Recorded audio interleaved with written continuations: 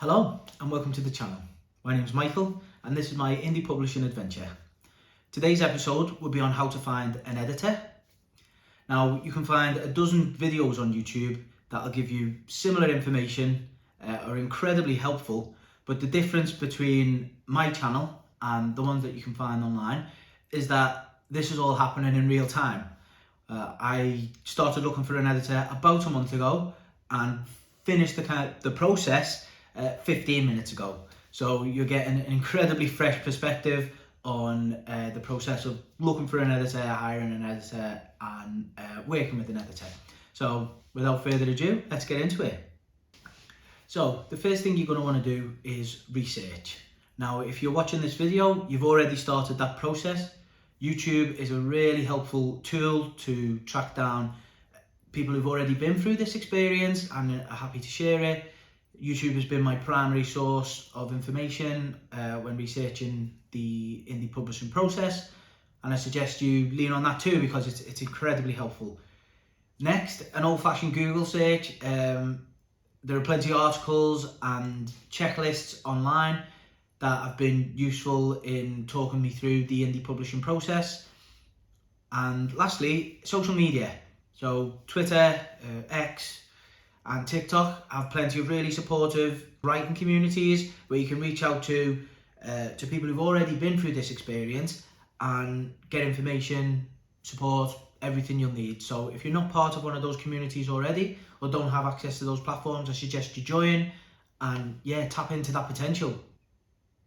Now, I don't expect you to take my word as gospel, and you're probably going to want to do some research of your own, but I'm happy to share with you what I got out of my research to help you along. So whilst doing my research, three main options came up again and again. Those were referrals, approaching a company that provides an editorial service, or freelancer websites. Now, before I go into the option that I ended up landing on, I'll just quickly go over what these three options mean. So referrals is what it says on the tin. This is either you approaching an indie author and saying, I liked your work, can you refer your editor to me? Or someone you know who says, yeah, I worked with a great editor and I suggest you go with them. So that option didn't appeal to me. The other one, approaching a company that provides editorial services. This is something that I seriously looked at. I'd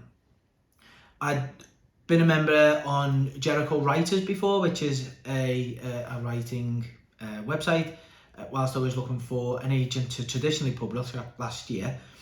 I priced it up, looked at what the offer was.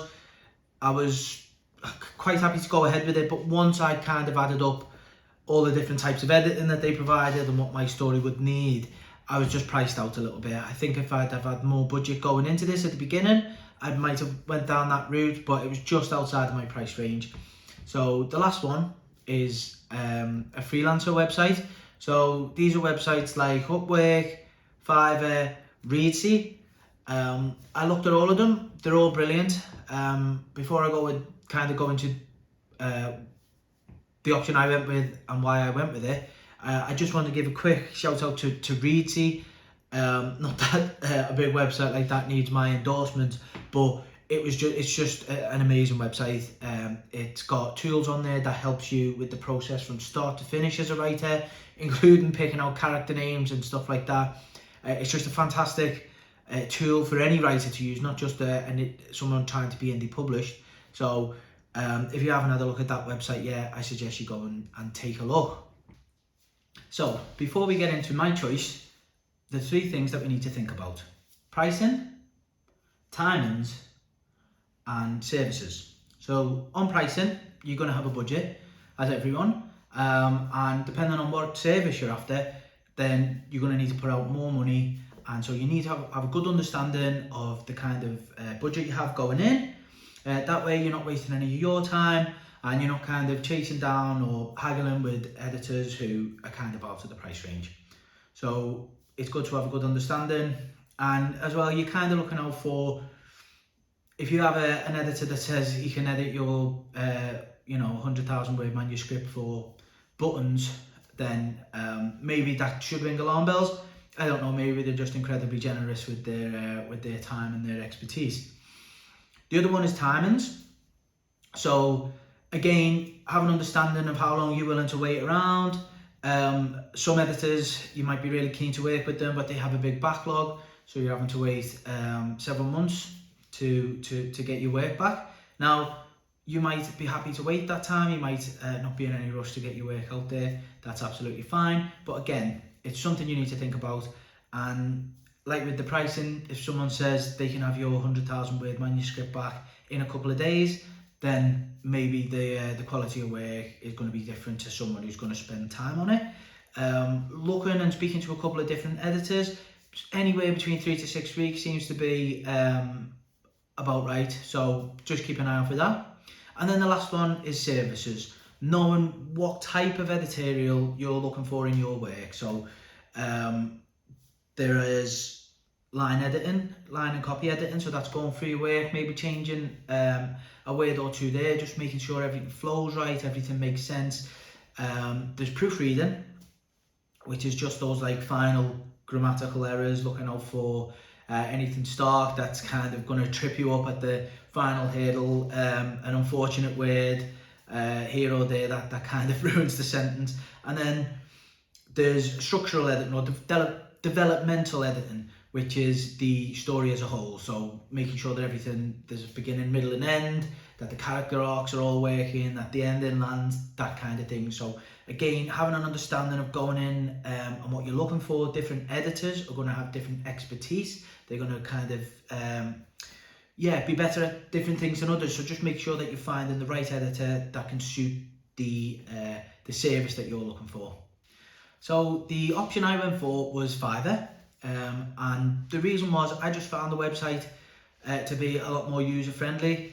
There's a really helpful tool on there where you kind of put in the service that you're looking for, the word count of your book, and then it'll give you like a kind of ballpark figure of how much the editor will charge you. So you're going in with an idea of, do they offer the service I'm looking for? Yes, and they kind of meet my price range as well, before you've even spoken to that editor. Whereas with Reedsy, you'd kind of find someone you like, then you request a quote and find that they're out of your price range. So after a couple of haggling conversations on Reedsy, I found that Fiverr just works so much better for me, so that's the one I went for.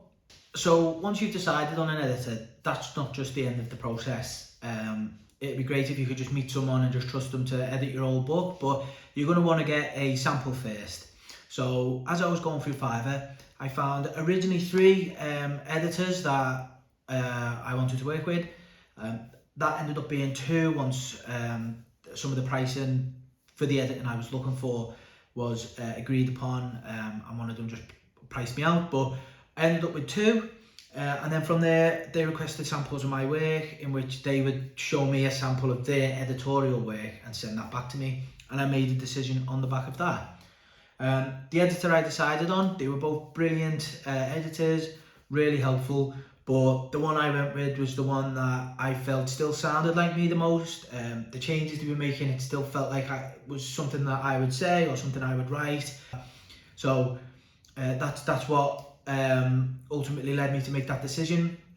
But that's a very normal process, so make sure that you kind of go through that, not just find someone and then go right ahead and jump straight in. You're going to want to go through that sample and just really make sure that you're making the right decision, because at the end of the day, you want your book to be as best as it can be at the end.